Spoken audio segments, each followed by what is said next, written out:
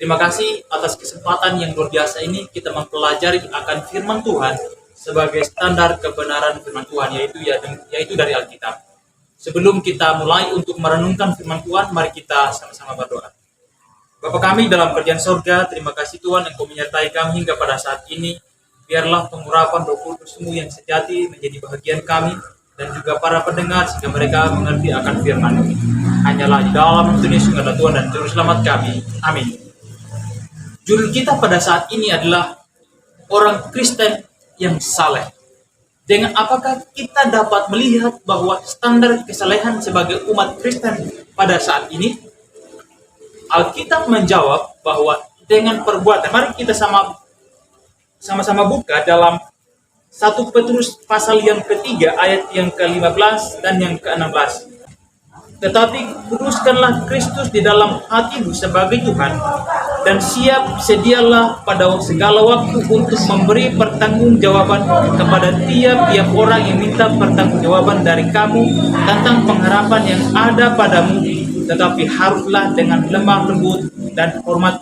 Ayat yang ke-16, dan dengan hati nurani yang murni, supaya mereka yang memfitnah kamu karena hidupmu yang saleh dalam Kristus menjadi malu karena fitnahan mereka itu. Dari ayat ini mengatakan bahwa dengan perbuatan yang benar, sama halnya dengan perbuatan yang saleh daripada umat Kristen. Mengapa Alkitab katakan demikian? Harus dengan perbuatan yang saleh dapat menunjukkan perbuatan orang fasik berdasarkan dalam 1 Petrus 3 ayat yang ke-15 dan yang ke-16.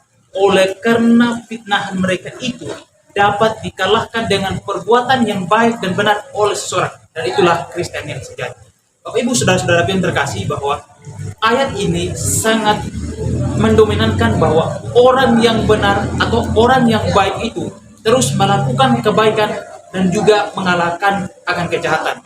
Dan memang benar, pada saat Yesus berada di bumi ini kurang lebih 2000 tahun yang lalu, ia menyatakan, kalahkanlah kejahatan dengan kebaikan, atau dengan kata lain, berbuatlah yang baik dan benar terhadap orang lain sekalipun mereka menyakiti kita. Terkadang dalam kehidupan kita ada banyak hal yang kita alami, perbuatan yang tidak menyenangkan yang orang perbuat terhadap kita, dan bahkan perbuatan-perbuatan yang tidak kita bayangkan atau tidak pernah mau akan dalam kehidupan kita terjadi dalam kehidupan kita, namun terjadi. Tapi pada saat ini melalui tabiat sebagai orang Kristen, tabiat sebagai orang yang benar, dengan cara apakah malah dapat mempertahankan akan kelakuan tabiat yang baik dan yang benar sebagai seorang Kristen. Kalau kita belajar daripada ayat tersebut bahwa dengan hati nurani yang murni, bagaimana caranya kita dapat meminta kepada Tuhan dengan hati nurani, dengan bantuan Roh Kudus dapat dimurnikan dalam hati kita. Sudah pasti sebagai kesimpulannya bahwa hati nurani yang murni dipenuhi dengan Roh Kudus, dan juga kita dibarengi dengan pikiran yang jernih, pikiran yang baik, pikiran yang murni, sehingga menghasilkan hati yang murni atau tabiat yang murni.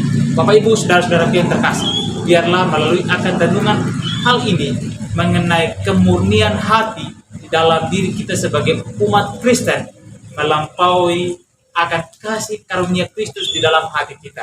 Kiranya Tuhan memberkati. Mari kita menghadap Tuhan dalam doa. Bapa kami dalam kerajaan surga, terima kasih Tuhan Engkau menyertai kami hingga pada saat ini. Biarlah hati yang murni, hati yang bijaksana, karakter yang baik, hidup yang benar, dan juga yang baik Engkau tanamkan dalam hati dan pikiran kami sebagai umat Kristen. Karena kami berdoa hanyalah di dalam nama Tuhan Yesus Tuhan dan Juru Selamat kami. Amin.